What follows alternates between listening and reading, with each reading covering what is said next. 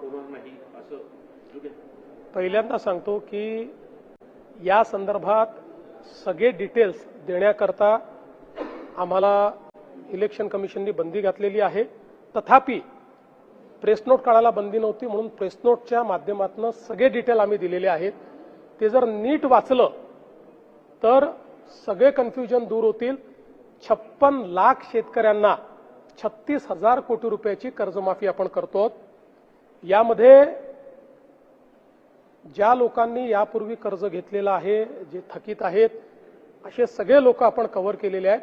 केवळ 2020ला ज्यांना कर्जमाफी मिळाली आणि जे पुन्हा थकीत आहेत असं दाखवत आहेत किंवा झालेले आहेत, यांच्या संदर्भात काही रेस्ट्रिक्शन आपण टाकले आहेत. तो नंबरही मोठा नाही आहे. मला असं वाटतं की 9-10 लाख अशा प्रकारचे शेतकरी आहेत, त्यांनाही कर्जमाफी मिळणारच आहे. पण वारंवार म्हणजे 17ला मिळाली, 20ला मिळाली आणि पुन्हा 26ला, तर यातनं बँकिंग हे पूर्णपणे कोलॅप्स होईल. आणि म्हणून बँकिंगही कोलॅप्स होऊ नये आणि शेतकऱ्यालाही मदत मिळाली पाहिजे म्हणून त्यांच्यापुरतं काही अटी आपण टाकलेल्या आहेत.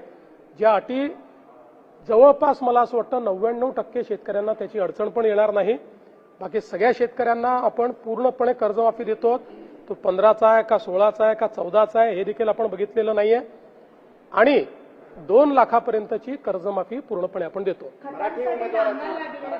कुठे अकोल्यामध्ये पण बघतोय आणि बरोबरच बोगस असे खाते काही बाहेर आले जातात. खतांच्या संदर्भात आपण यावेळेस थोडे रिस्ट्रिक्शन्स ठेवलेले आहेत. कारण आपल्याला कल्पना आहे की जागतिक परिस्थितीमुळे आपण खतं सगळी ही आयात करतो. त्यामुळे आपल्याला भरमसाठ अशा पद्धतीनं ती आणता येणार नाही.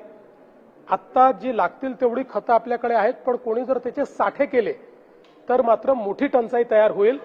आणि म्हणून काही पॅरामीटर्स तयार करण्यात आलेले आहेत, काही अटी शर्ती ठेवण्यात आलेल्या आहेत, जेणेकरून आवश्यक तेवढं खत हे आमच्या शेतकऱ्यांना मिळालं पाहिजे. विशेषतः मिश्र खताच्या संदर्भात आता आपल्याकडे भरपूर उपलब्धता आहे. म्हणजे आवश्यक तेवढी, भरपूर नाही म्हणता येणार, आवश्यक तेवढी उपलब्धता आहे. अगदी कोणाला हेच खत पाहिजे किंवा तेच खत पाहिजे अशा पद्धतीनं कदाचित थोडी टंचाई जाणवेल, पण ओव्हरऑल खतांचे साठे आता आपण केले.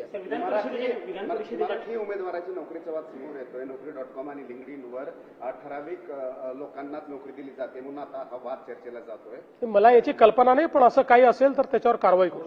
केंद्रीय मंत्रिमंडळाचे विधान परिषदेच्या निवडणुकीमध्ये काही उमेदवार बिनविरोध निवडून आलेले आहेत, पण आर्थिक व्यवहार झाल्याचे आरोप केले जातात. अमरावतीच्या माजी आमदार ज्या यशोमती ठाकूर त्यांनी अमरावती संदर्भात 10 ते 15 कोटीचा व्यवहार झाल्याचा आरोप केला. ज्याला आरोप करायचे आहेत त्यांनी पुरावे द्यावे. ज्यांना पक्ष सांभाळता येत नाही, आपल्या पक्षातल्या उमेदवारांनाही सांभाळता येत नाही, ते अशा पद्धतीनं जर या ठिकाणी आरोप करणार असतील तर ते योग्य नाही. अमरावतीत काय झालं मला माहित नाही, पण माझ्या माहितीप्रमाणे अमरावतीमध्ये निवडणुका होत आहेत. तिथे काँग्रेसचे उमेदवार आहेत, अपक्षीय उमेदवार आहेत. त्यामुळे अचानक ही काय उपरती त्यांना झाली आहे मला याची काही कल्पना नाही. पण मला असं वाटतं की हवेत बाण सोडू नका. पुरावे असतील तर पुरावे द्या, पुरावे द्याल कारवाई होईल. मंत्रिमंडळाचे सदस्य आहेत छगन भुजबळ, मंत्रिमंडळ सदस्य आहेत छगन भुजबळ, त्यांनी म्हटलंय की जे लोक शक्ती दाखवत असतात. आज का दिन ये बहुत महत्वपूर्ण दिवस है. हम महाराष्ट्र की ओर से प्रधानमंत्री मोदी जी को बहुत बहुत शुभकामनाएं देना चाहते हैं, बधाई देना चाहते हैं. आज लॉन्गेस्ट सर्विंग प्राइम मिनिस्टर इस प्रकार का एक रिकॉर्ड मोदी जी ने कायम किया है. 4,399 दिन मोदी जी ने पूर्ण किए हैं. ये केवल लॉन्गेस्ट सर्विंग इसलिए रिकॉर्ड मैं नहीं मानता, तो भारत का एक प्रकार से नव भारत के निर्माण का सुवर्ण काल, इस दृष्टि से मैं इसकी ओर देखता हूं. क्योंकि जिस प्रकार से भारत बदला है, 25 करोड़ लोगों को गरीबी रेखा के बाहर लाना, करोड़ों लोगों को घर मिला, करोड़ों लोगों को पीने का पानी मिला, इस देश के गरीबों को अनाज मिला और इसके साथ साथ इस देश ने आत्मनिर्भरता की ओर अपना कदम बढ़ाया. देश में road, port, airport, railway, infrastructure, उद्योग, इसमें जिस प्रकार से बढ़ोतरी हुई है, दुनिया ये मानती है कि एक प्रकार से अप्रत्याशित, अनप्रेसिडेंटेड इस प्रकार की ये बढ़ोतरी आज देखने को मिलती है।